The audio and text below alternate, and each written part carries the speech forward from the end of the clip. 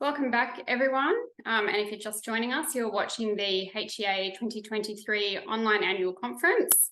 In this session, I'm going to be talking with David Walters. He's also on our committee. He's on our helpline and he's our go-to for Victorian registration. So the Vic registration is what we'll be talking about in this session. We'll also have some information for other states and territories as well. And before we start, I just wanted to let you know this information session is brought to you by the guys at Living Book Press. These guys, I love how these guys describe themselves. They describe themselves as homeschoolers who are paying it forward. They were drawn to the Charlotte Mason method and are making great books affordable and easily available. If you hop over to our Expo page, you can see the links there for their Facebook and Instagram, also their website, livingbookpress.com. So thanks to the guys at Living Book Press. And over to you, David. Hi, Lynn. Thanks. If I'm just thinking about homeschooling and I haven't yet registered, what's my first step if I'm in Victoria? Okay, there's a few steps you can take, but one of the easy steps, especially if you've already been on the internet and looking things up, if you go to our website, the HEA.edu.au, I've got it on my tablet here and I'll share a screenshot of this with you hopefully later. And one of the tabs across the top, we just go to state information. It'll have a drop-down menu and you can go through all of the states. Each state is different and I live in Victoria. I know Victoria reasonably well. So if you click on Victoria, whoops, I clicked on West Australia. Let's try Victoria. That's better. If you click on Victoria, it'll give you a bit of a run through different points in there, which all takes you to the VRQA site anyway. There's links there, which will take you to the official government site. And in reality, I think Victoria is the most homeschool-friendly state in Australia. Others might beg to differ, but it's really easy and straightforward. Sometimes it feels like it's a bit much to get your head all around it, but from the page on the HEA site, it'll take you to whichever links you choose to click on. You've got the official site, VRQA. I'll share that one with you now if that works. When you open that one up and you go to home education, we have a few different main sections there. The layout may be different depending on the device or computer that you're on, but we've got one section which is about home education, another section about registration, and another section about reviews and resources. So most people will jump straight to the registration section, which is split up into 5 areas. Registering for home education, and then that's just a general page. Move on to step 1, the application form. Step 2, required documents. Step 3, prepare a learning plan. Step 4, submit it. And what you'll find, for example, if you just go back to the HEA site, it's actually a bit easier to find these learning plans on the HEA site than in the VRQA site, even though it takes you to their documents. Okay, so on the Victoria site, if you scroll down and you'll get to the how to register with the VRQA, the 8 learning areas or key learning areas, then it's got learning plans, and underneath that there's a section in red, which, well, it's red on my tablet. I assume it's red across everywhere. It has 1, 2, 3, 4, 5, 6, 7, 8, 9, 10 different learning plans.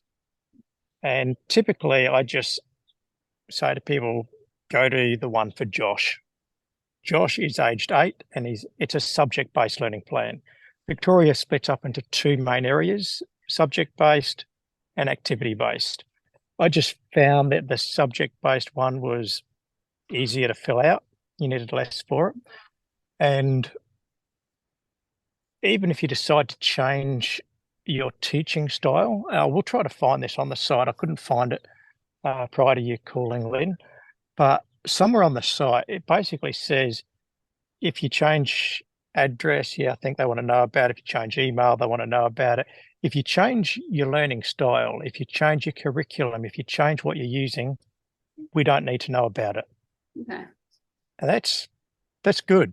So a lot of people get into homeschooling. For myself, I was like very extremely routine based. It had to be, very specific, like school. So it was school at home, not homeschooling. Yeah. And then as I've softened and mellowed and worked with the kids, I've seen what works best for them. Most parents will be the same. And so whatever you put to start with, it's probably not likely that you're going to stick with that. And the beauty is you don't have to send continual updates. So even if you change your mind and think, no, I'm not going to do subject-based, I'm going to do activity-based learning, you still don't need to notify them. Mhm. Now, it does mention in there about reviews. Reviews come up, they try to do 10% of the state every year. And if you've got 6 children, you'll only get reviewed for 1 child, and then that's you ticked off. Yeah. I think on average, they try to do every family about every, I'm not sure, I think it's 5 years, like working out averages with some families having more than 1 child. Mhm. I haven't heard of anyone coming unstuck with a review.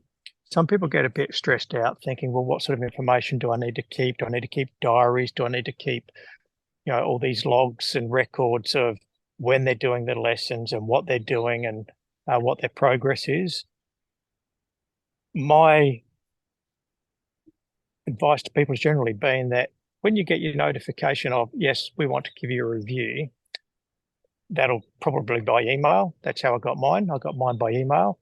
The time from that notification to when they actually do the review, you have plenty of time just to take samples of their learning within that time period, whether it Okay. be photos, bookwork, photocopies, samples of their learning.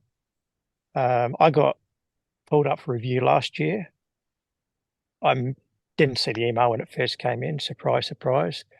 I got lots of unread emails, about 10,000, I think. And I try to filter through them. And so I happened to see this one come up, and it had gone by a little bit. I replied, said, yeah, no worries, happy to be reviewed. Contact details. This is how I'd like to be reviewed. I think there was a few different options. You can have a phone call, video conference, or you could do it via correspondence. I think that's what it was. Yeah. They never even got back to me.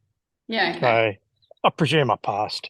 Yeah. Um, So and when you're like that's all the stuff you have to provide for reviews is just maybe some samples of your work, yeah, of work and their progress.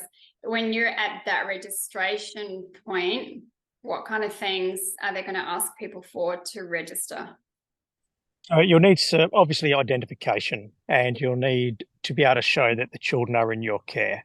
Yeah. If your spouse is on board and you just both sign the paperwork, piece of cake.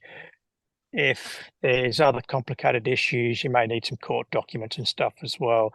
Generally speaking, I'll just have a quick look.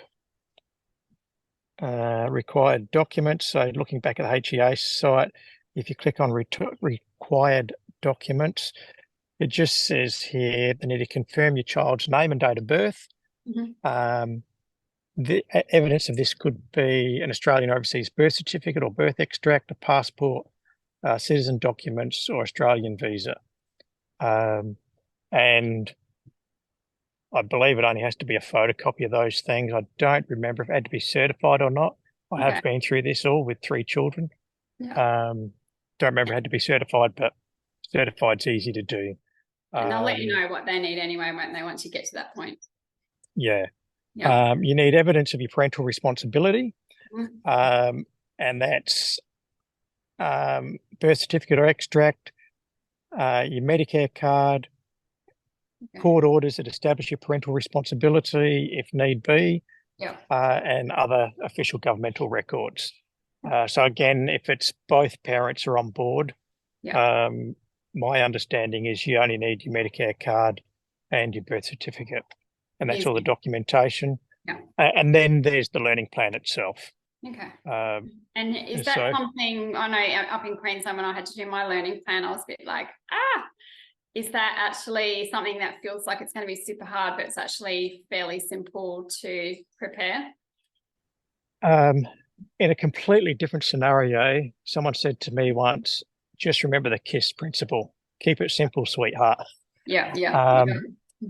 and when you click on the learning plan, for example, that one I mentioned earlier, if anyone happens to be on that and wants to have a look at it themselves, Yeah. the one I clicked on was This was a Josh one. Josh. Yep, Yeah. Josh. I think it said he was age 8 from memory.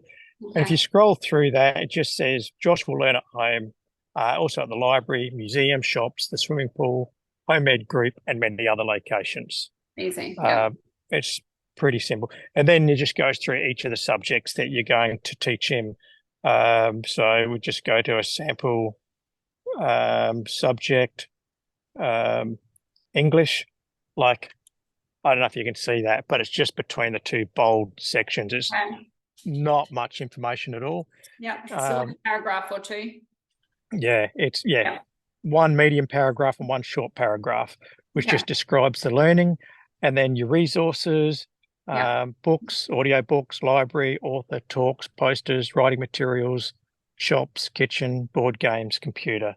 Yeah. It's really easy, and you could just take these and basically just type over it. You can download it in a Word document, and so you could just overtype it and just personalize it to your child. Obviously, change the name, the date of birth, Yeah. and then anything that you're going to do a little bit different. I've had some people send to me plans for me to look at, which have been 16 pages long. Mhm. It just doesn't need to be that long. Yeah. Yeah. Yeah. It really doesn't. I think this might be 6 pages, and it's pretty spread out. It's bold print. Yeah. Um, don't set the bar too high. Don't make it hard for yourself. That's my advice. Okay.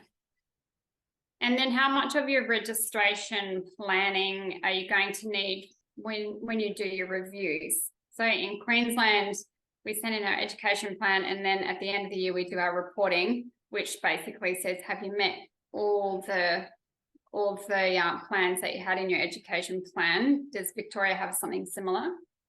Yeah. So again, my understanding, having not experienced it myself and having I'm in a fairly large homeschool network, Mhm. and I don't know anyone personally. I had someone that I helped with their registration. They emailed me back. They were reviewed, Mhm. and they got passed, no worries. Like they were a bit stressed out about it. Other than that, I've not had contact with anyone else who's been reviewed. But my understanding is all they want to see is progress. It's Yeah. not, you said you were going for here, but you've only got here. Yeah, yes. If you've got progress, you've got progress. They Yeah. want to see forward movement and on par with your child's abilities. Like if you've got a child with special needs, then they're not going to be up there. Yeah. Their progress is just going to be little steps, or maybe it's just going to be simply maintaining where they're at. That Yeah. might be it for some kids. Yeah. And so, with all the contacts I've got across the state and through the HEA, there's two things. I'll hold that around that way. Two things I haven't heard of. One, I haven't personally heard of anyone being knocked back for registration. Okay. And the second one is I haven't heard of anyone having their registration cancelled due to lack of performance. Okay. Yeah. So when people have kids who are in school and they want to transition to homeschooling, how does the registration process go for them? Theoretically, what you're meant to do is just download all the information, fill out the form, Mm. send it in, and then wait till you get your approval before you start. Okay. That's the official thing. And if you have a look at it, last I read, I think it was 28-day turnaround. Okay. Many have got their answers within 14 days. Yeah. And, you know, you're the parent, you know your child, you know why you're homeschooling. If you're homeschooling just for a change and it's not critical when it starts, then you'll just quite happily wait for that time to come. If there's issues at school, if your child is being bullied and you're afraid for their welfare, get a doctor's certificate, pull them out straight away, Yeah. and just start homeschooling while you wait for the official documentation to come. Yeah. Yeah, doctors they should be pretty understanding and concerned with a child's well-being.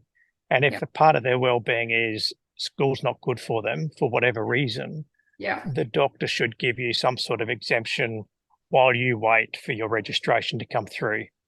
Yeah. And which is like, and then when you're going back to say you've not heard of anyone ever being knocked back for it, there's a fairly high likelihood that you're going to be able to be fined homeschooling straight away anyhow. Yeah. Yeah. If you look at the sample plan and if you base your learning on one of those plans, then it should be fine. And like if I just go, I always use Josh as an example, who I think it said he was 8. Yeah. Try and find that one. There we go. So we had a look at, I think it was maths I read out in part. Some people say, oh, but my child is 14 or my child is 16 or my child is 5. And my reply to them is, it doesn't matter whether you're at prep, whether you're grade 5, year 10, year 12, or you're doing advanced mathematics. End of the day, some of the basic stuff is the same regardless. You're going to use physical resources. You're going to have some sort of teaching aid. You might use an app, a computer, implements. The only difference is the information you're using is age appropriate. Yes. So don't get bogged down in, but this one's for an 8-year-old or that one's for a 16-year-old. Find one that resonates with you and then just make it age appropriate. Yeah. And did you say 10 different ones to choose from there? So they're quite a broad spectrum anyhow. Yeah. And you can get exemptions from learning specific subjects. Okay. Some people like to get an exemption for a language other than English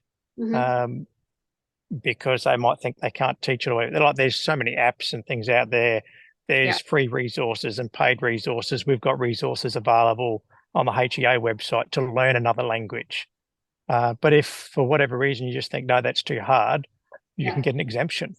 Okay. But on the other hand, like for my children, I thought, well, they can learn Auslan because it helps with their English skills, but it's also something that's practical and maybe they're more likely to use that in the community than they would Italian or Chinese or something like that.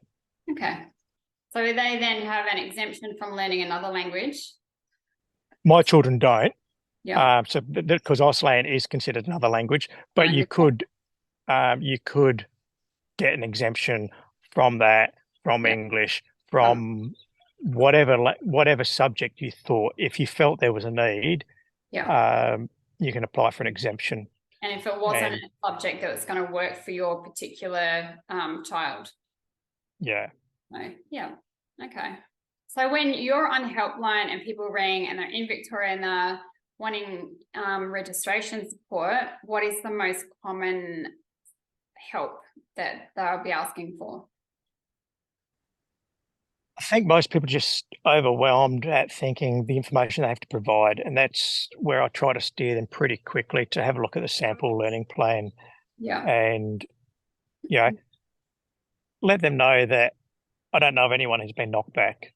I don't know anyone who's been knocked back, and I don't know anyone who has had their registration cancelled as a result of a review. If they've filled their forms in something like what is on those sample learning plans, I just can't imagine anyone being knocked back. Yeah. So a lot of this information sounds like it's similar to a lot of other states and territories where it feels like registration is going to be something hard. You're worried they're going to say, no, you can't do this. You're worried you're not going to get all your stuff in or the right information. So a lot of that kind of keep it simple, find yourself a sample plan, all that kind of stuff is the same across the board, no matter what state you're in. On our HEA website, if you're in another state, you can hop onto your state information, and then all your links to your education departments relevant to your state will be there as well. So, or helpline, helpline's always there. You might get Dave. That's 1300 72 9991. I had to read that because I didn't remember it. Yeah. So it's at the end of the day, the registration, there's always someone available just to help and talk people through if they're just feeling that I haven't ever done this before and it's a little bit too much. And the other thing that I probably get is how do we make contact with other homeschoolers? Okay, yep. And end of the day, Facebook is your friend if you're a Facebook person. Yeah. Because there's lots of groups on there. There's other Instagram, not Instagram. There's some other Telegram. Is that it? Is Telegram that chat thing that people use? I'm not a user of Telegram either, so I don't know. So I think there's groups on Telegram, and like up here in my region, the locals use something they call Family Wall, and so there's a group on there. But they also have as a backup Facebook. So if you join on Facebook, then they will invite you to Family Wall and you can become part of the larger community that way. And each area has its own little thing. I can put people in touch generally with a lot of areas across Victoria, particularly in the West. Yeah. So I have one more question about your registration is if you want to go back the other way and you've been homeschooling and it's the right time or your child wants to, or for whatever reason, traditional schooling is going to be the next direction. How do you, do you need to unregister? Do you need to let somebody know? I don't think you need to let them know. I think you can just register your child and put them back. I have actually heard of a case where someone sent their child back to school, which the school was quite happy. Yep, we'll enroll them. I mean, that's money for them anyway. Yeah. So they enrolled the child back in, had him back at school for a while. It didn't work out. So then they got in touch with the VRQA to register again for homeschooling, and they're like, "Oh no, you're already registered." So they were, I don't know if that's a frequent thing or if somehow that just slipped through the system. I don't know what the situation is there. I was going to say there's no official deregistering, so that family hasn't gone through this deregistering process or anything. No. And some schools get a bit narky and say you've got to give us all this information, proof that you're homeschooling and stuff. I've not seen anything official to back that up. I think some schools can be a bit unreasonable and try to make problems when there is no problem. So I've heard that that's been an issue in some other states as well, where parents have said that the school has asked for evidence at the homeschooling. And same again in those states, there hasn't been any evidence to say that you need to give the school anything. The registration is between the parent and the education department, basically. And then when it comes to re-registering, Victoria is, again, very easy. If you opt for email contact, then you'll get sent an email around about November. How long have I got to go? Another 2 months. So around about November, keep an eye out on your inbox. I make these emails VIP so I don't miss them. As you might have heard, I've got about 10,000 unread emails. So I don't like to miss the VRQA emails. So they come up and it just says, are you planning to continue homeschooling for the next calendar year? And then there's 2 links, yes or no. And that's it. You just click on a link and you get your confirmation email comes back within minutes, I think. It's pretty much automated. So it's easy. So those of us who have been homeschooling for a while, a lot of us, some do and some don't follow the school terms. And in the case of registration, you don't have to wait for the beginning or the end of the term or the beginning of the year. You can just start anytime if you need to. And then we still get that, if I registered in August, in November, I'm still going to get the email to want to continue. Yeah, probably you will. If you register after November, then it's automatically through to the next year. If you register I'm not sure where the cutoff is. Yeah. If you don't get an email, assume it's taking you straight through. Yeah. If you're registering close to that time, but otherwise, um, yeah, it's just a click yes or no. Yeah. And so, and the other thing then, I guess it's not actually as scary as it seems in the beginning. And if you miss an No, email and you end up phoning them or somebody phones you, it's okay. yeah, So, it's not like the truancy board who are going to try and give you a fine or whatever. No, it's yeah. all very friendly. The thing about Victoria is the VRQA has a certain amount of ex-homeschooling parents on the committee. Yeah. And so when the whole system was set up where you had to start submitting learning plans, Yeah. the homeschooling community had a huge input into it Yeah. to make sure that it was kept simple and easy so that people could just do it. Okay. That kind of touches a little bit on also the HEA advocacy in that wherever we can be involved in that kind of stuff as well, to make things more accessible, much easier and smooth flowing for everyone who's choosing homeschooling as their schooling option. Yeah. So, And yeah, I would say once more, I said a bit earlier, if you want to look at the sample plans, it is so much easier actually finding it on our website than it is on the VRQA website. Like I frequent the VRQA website and sometimes, I don't know, I'm just trying to go link and find the sample plans, whereas they're just all together on our website and you can just click on whichever one you want. I was just thinking if I had any other questions. If anyone does have any questions, if there anything in the information session that we haven't covered today, please just hop onto our website. We also have our little section on the Expo page. So you can go to the Expo page and have a look at HEA. That'll have the links to our socials and our website. As I mentioned before, you've also got Helpline, which is the 1300 729991. And that just goes for anyone from any of our states and territories who's watching and interested in registering. So thank you, David, for all of that. Once again, I want to thank Living Book Press. Again, go back over and hop onto their page and have a look, livingbookpress.com, making great books affordable and easily available. And if there's anything else anyone needs, just get in touch with us. So thanks for all of that, David.